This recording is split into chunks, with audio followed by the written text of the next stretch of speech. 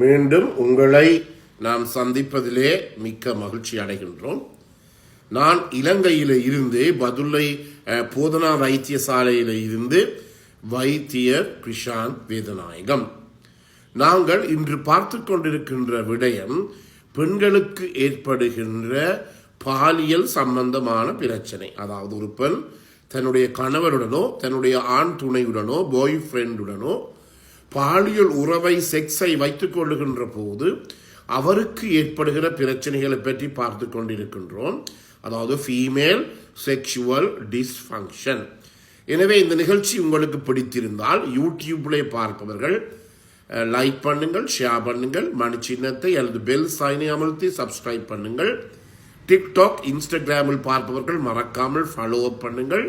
அதே நேரத்திலே உங்களுடைய நண்பர்கள் அன்பர்கள் உறவினர்களுக்கு இந்த நிகழ்ச்சியை உங்களுக்கு பிடித்திருந்தால் அறிமுகப்படுத்த தவற வேண்டாம். நேரடியாக தொடர்பு கொள்ள விரும்பினால் வெளியூர் அன்பர்கள் என்னுடைய வாட்ஸ்அப்பின் ஊடாக இமோ ஊடாக 009477356245 மூலம் தொடர்பு கொள்ள முடியும். உள்ளூர் அன்பர்கள் 0777356245 மூலமாக என்னுடன் தொடர்பினை மேற்கொள்ள முடியும். எனவே முக்கியமாக ஒரு பெண்ணினுடைய வாழ்க்கை காலத்திலே அவர்களுக்கு ஒரு செக்ஷுவல் சைக்கிள் இருக்கின்றது. இதை அனைவருமே ஒவ்வொரு ஆண்களும் விளங்கிக் கொள்ள வேண்டும். ஒரு திருமணம் முடிக்கிறானா இருக்கலாம், திருமணம் முடிக்காதவரா இருக்கலாம். யார் ஒரு பெண்ணுடன் பாலியல் ரீதியான தொடர்பினையோ அல்லது அந்த பெண்ணை கவருகின்ற வகையிலோ அவர் இருக்கின்ற போது செயற்படுவதற்கு என்னென்ன நடைமுறைகள் பின்பற்ற வேண்டும் என்று சொல்லித்தான் ஒரு பெண்ணினுடைய செக்ஷுவல் சைக்கிள் என்று, அதாவது பாலியல் ஒரு வட்டம் சைக்கிள் இருக்கிறது. இதை நாங்கள் ஒவ்வொருவரும் புரிந்து கொள்ள வேண்டும். இதை முக்கியமாக ஒவ்வொருவரும் புரிந்து கொள்ள வேண்டும். இந்த இடத்திலே நான் ஒன்றை கட்டாயமாக சொல்ல விரும்புகிறேன். பல பேர் என்னுடைய தொலைபேசியின் மூலமாக தொடர்பு கொண்டு கேட்கிற விடயம், டாக்டர் இந்த போர்ன் ஃபிலிம்ஸ்ல வருகிற மாதிரி என்னுடைய மனைவியுடன் இருக்க முடியுமா? முடியவே முடியாது. மீண்டும் மீண்டும் அழுத்தி சொல்லுகிறேன். உங்களுக்கு தெரியும், போர்ன் ஃபிலிம்ஸ்ல நீங்கள் பார்த்தீர்களாக இருந்தால் இந்த சாடிசம் என்று சொல்லப்படுகின்ற இந்த அடிமை மாதிரி பெண்களை வைத்திருந்து ஒரு சாட்டையாலே அவர்கள் உடல் முழுக்க அடித்து அதன் பிற்பாடு பாலியல் உறவை கொள்ளுகிறார்கள். இப்படி பல பல செக்ஷுவல் ஃபேண்டாசிஸ் என்று சொல்லுவோம். பல பேர் கூட அவர்களுக்கு பலதரப்பட்ட இந்த செக்ஷுவல் ஃபேண்டாசிஸ் எல்லாம் வருகிறது. அதை எங்களுடைய மனைவியிலே நடைமுறைப்படுத்த முடியாது முடியாது முடியாது. கூடுதலாக இந்த வெளியூரில் இருந்து வருகின்ற அன்பர்கள் வெளியூரிலே இந்த போர்ன் ஃபிலிம்ஸை கூடுதலாக பார்த்து தங்களுடைய சொந்த நாட்டுக்கு வந்து அங்கே சொந்த நாட்டிலே ஒரு கிராமத்திலே திருமணம் முடித்த பிற்பாடு அந்த பெண் எல்லாம் நான் போர்ன் ஃபிலிமிலே பார்த்த அந்த பெண் மாதிரி இருக்க வேண்டும், அந்த பெண் மாதிரி நடக்க வேண்டும் என்று யோசிச்சீர்களாக இருந்தால் முடிஞ்சிரு. உங்களோட வாழ்க்கை, உங்களோட இல்லற வாழ்க்கை எல்லாமே தலைகீழாக சுக்குநூறாக போயிடும். என்றபடியாலே முக்கியமாக கவனித்துக் கொள்ளுங்கள், அந்த போர்ன் ஃபிலிம்ஸ்ல இருப்பதை பார்த்து செய்ய வேண்டாம். எனக்கு கூட ஒருவர் வந்தார், சிறு வயசு பொடியன்தான். அவர் தலைநகர்களை போய் வேலை செய்து கொண்டிருந்தார். இந்த போர்ன் ஃபிலிம்ஸை பார்த்து ஒரு பாலியல் தொழிலாளியுடன் அவர் போய் கடைசியிலே நோயை அவர் வாங்கி கொண்டார். இதான் நடக்க போகுது. எனவே இது அப்படி அல்ல. எனவே போர்ன் ஃபிலிம்ஸை பார்க்கிறது பார்க்க வேண்டாம் என்று சொல்வதற்கு எனக்கு உரிமை கிடையாது.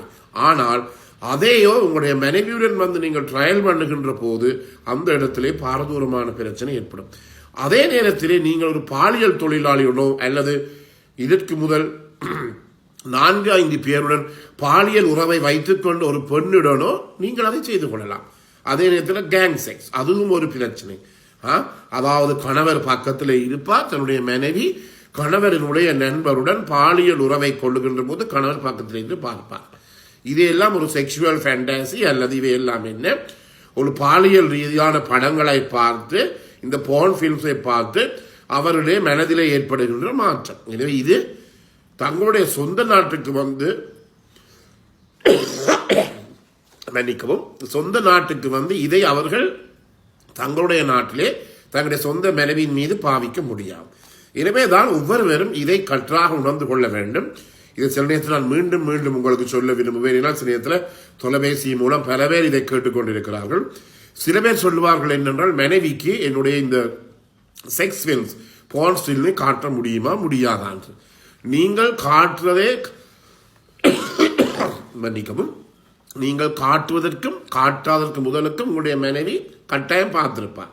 இப்போது பெண்கள் கூட 130% பெண்கள் பார்க்கிறார்கள். உதாரணமாக யூனிவர்சிட்டிஸ் காலேஜுக்கு சென்றவர்கள் எல்லாம் அவர்களுக்கு இப்போ சர்வசாதாரணமாக போய்விட்டது. நீங்கள் காட்டித்தான் உங்களுடைய மனைவிக்கு இந்த போன் ஃபில்ம் புரிய வேண்டிய தேவை கிடையாது. ஆனால் அந்த போன் ஃபில்ம்ஸ்லேயே நடப்பது எல்லாம் நிஜ வாழ்க்கைக்கு, உண்மையான வார்த்தைக்கு, நிதர்சனமான வாழ்க்கைக்கு ஒன்றுமே எங்களுக்கு உதவ போறது கிடையாது. என்றபடியாலே ஒரு பெண்ணிலே இருக்கின்ற இந்த செக்ஷுவல் சைக்கிள் அல்லது மன்னிக்கவும் செக்ஷுவல் எக்ஸ்பிரஷனை நீங்கள் வடிவாக விளங்கிக் கொண்டீர்களாக இருந்தால் அதன் மூலமாக நீங்கள் எவ்வாறு ஒரு பெண்ணை நீங்கள் திருப்திப்படுத்த முடியும், எவ்வாறு ஒரு பெண்ணை நாங்கள் உச்சக்கட்டத்துக்கு கொண்டு செல்ல முடியும் என்பதை நாங்கள் அறிய முடியும்.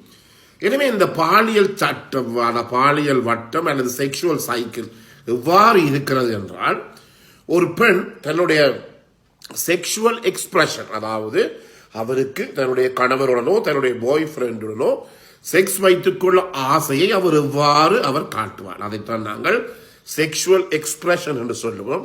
முதலாவதாக இமோஷனல் ரெஸ்பான்ஸ். நான் சொன்னேன், ஒரு பெண்ணுக்கு விரைவாக உச்சக்கட்டம் ஏற்பட வேண்டுமாக இருந்தால் அந்த இமோஷனல் ரெஸ்பான்ஸ் என்று சொல்லி அந்த பெண்ணினுடைய மனதுடன் நாங்கள் செல்ல வேண்டும். என்னுடைய கணவர் மிகவும் நல்லவர், மிகவும் பாதுகாப்பானவர், என்னை வைத்தெல்லாம் பார்ப்பார். அதே நேரத்தில் ஒரு கேர்ள் ஃப்ரெண்டோடு ஒரு ஆண் செல்லுகின்ற போது அந்த பெண் துணைக்கு, அந்த கேர்ள் ஃப்ரெண்டுக்கு என்னுடைய பாய் ஃப்ரெண்ட் நல்லவர், எந்த பிரச்சனையாலும் என்னுடன் துணைநிற்பார், என்னை விட்டு போட்டு போகுமார் என்ற அந்த இமோஷனல் ரெஸ்பான்ஸ் என்பது மிகவும் முக்கியம். மனதளவிலே அந்த பெண் உங்களுடன் சேர்ந்திருக்க வேண்டும். இல்லாவிட்டால் சந்தை பிடித்தும் சில பேர் பாலியல் தொழிலாளியுடன் போகிறார்கள். போகின்ற போது அந்த பாலியல் தொழிலாளிகளாக என்னோட இலங்கையை பொறுத்த மட்டிலே என்னோட செக்ஸ் வைத்துக் கொள்வதற்கு 5000 ரூபாய் தேவை என்றால் இவர் என்ன செய்வார், அந்த பாலியல் தொழிலாளியுடன் பேரம் பேசுவார். 5000 இல்லை, 3000, 2000, 1000 ரூபாய் என்று பேரம் பேசுவார். அதன் பிற்பாடு அந்த பெண் இந்த இமோஷனல் ரீதியாக, மனது ரீதியாக உங்களுடன் இணைந்திருப்பார் என்று சொல்லவே முடியாது. முக்கியமாக கவனித்துக் கொள்ளுங்கள். அதே போலதான் திருமணம் முடித்த புதிரிலே இந்த வெளிநாட்டு இந்த வார்வல் எல்லாம் உங்களுடைய பெண்ணுக்கு, உங்களுடைய மனைவிக்கு இந்த போன் ஃபில்ம்ஸை நீங்கள் போட்டு காட்டுவீர்களாக இருந்தால் அவர் உங்களுடைய மனைவியினுடைய மனசிலே உங்களை பற்றிய ஒரு எதிர்மறையான ஒரு டிசிஷன் தான், எதிர்மறையான ஒரு விளைவு தான் ஏற்படுகிறது. இவர் பல பேருடன் முந்தி பல பேர் தொடர்பில் வைத்துக் கொண்டிருக்கிறார் என்றபடியால தான் இந்த படத்தை காணவே கொஞ்சம் காலம் போக அதை நீங்கள் கொஞ்சம் பழக்கலாம். முதல் நாளில் இதை காட்டுவீர்களாக இருந்தால் ஒரு எதிர்மறையான விளைவு தான் உங்களுக்கு ஏற்படும். அதே நேரத்திலே அந்த பெண்ணினுடைய இமோஷனல் ரெஸ்பான்ஸும் இல்லாமல் போய்விடும். எனவே மீண்டும் உங்களுக்கு ஞாபகப்படுத்துகிறோம், எங்களுடைய வாழ்க்கை வாழ்வதற்கு ஒரு தரம் தான் சந்தர்ப்பம் கொடுக்கப்படும், ஒரு சான்ஸ்.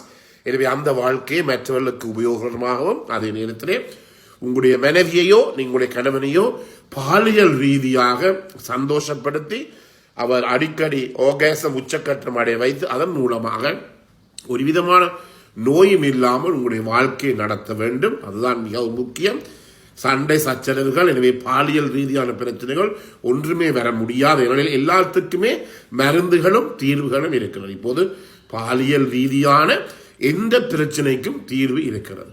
தீர்வு இல்லாத ஒரு பிரச்சனையும் கிடையாது. எனவே அதை கட்டாயமாக நாங்கள் யோசித்துக் கொள்ள வேண்டும். எனவே இவ்வளவு காலம் நீங்கள் கொடுக்கின்ற அனைத்து ஆதரவுக்கும் மனமார்ந்த நன்றியை தெரிவித்து மீண்டும் உங்களை சந்திக்கும் வரை நன்றி, வணக்கம்.